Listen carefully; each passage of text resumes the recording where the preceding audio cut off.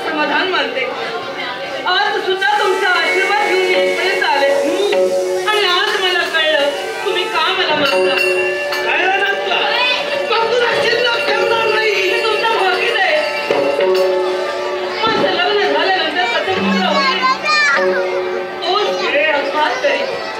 बाबा मी पुन्हा पुन्हा तुम्हाला सांगत होते थांबा, मला मारू नका।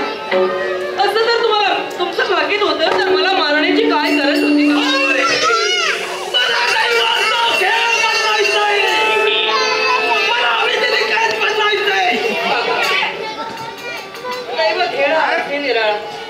दैवाचा खेळ बदलणारे तुम्ही आम्ही कोण आहोत बाबा? पण तरी सुद्धा मला जर मारण्यापूर्वी तुम्ही सांगितलं असतं तर यातून काहीतरी मार्ग निघाला असता बाबा। तू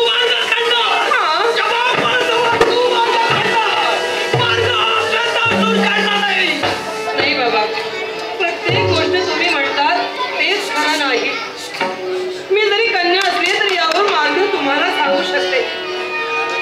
मला जीव घेणे मारहाण केली याला कारण माझं लग्न होणार तेव्हा मला पुत्र होईल आणि तदनंतर तुमचा खास। मग बाबा कुठली कोवर आपल्या बापाचं निधन मरण उघड्या नेत्रानं पाहणार आहे?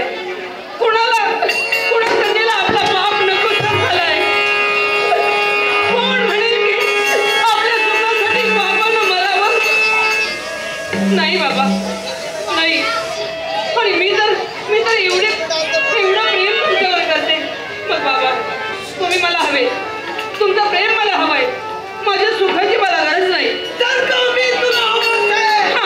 तुला मारावंच लागेल बाबा। केवळ मारण्यानं हा प्रश्न सुटणार नाही, तर तुमचं प्रेम जर मला हवंय आणि या जनतेचं जर सुख मला उघड्या नेत्रानं पाहायचं आहे तर तुमच्या समाधानासाठी आणि जनतेच्या सुखासाठी मी निर्णय घेते। माझं लग्न होणार, मला पुत्र होणार आणि त्याकडून जर तुम्हाला घात होत असेल तर एकच अजन्म मी अविवाहित राहीन। नाही लग्न करणार, नकोय मला लग्न बाबा।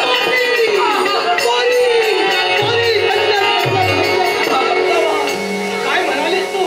हा बाबा, या बापाच्या सुखासाठी, या तुझ्या पितांच्या सुखासाठी तू हा जन्म अविवाहित असेल ना?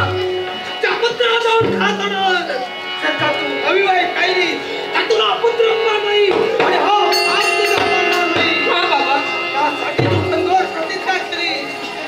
धन्य धन्य पोरी, धन्य धन्य बाबा तुम्ही तुमचं योग्य तेच कर्तव्य पार पाडत होता। बरोबर आहे, तुमच्या सुखापेक्षा जनतेचं सुख फार महत्वाचं आहे आणि बाबा त्यासाठी मी माझ्या निर्माची अशी होळी पेटविली। भावी संसाराचे सुख स्वप्न उराशी बाबून प्रत्येकाला वाटत असं लग्न करावं, पण तुमच्या सुखासाठी नको मला लग्न बाबा।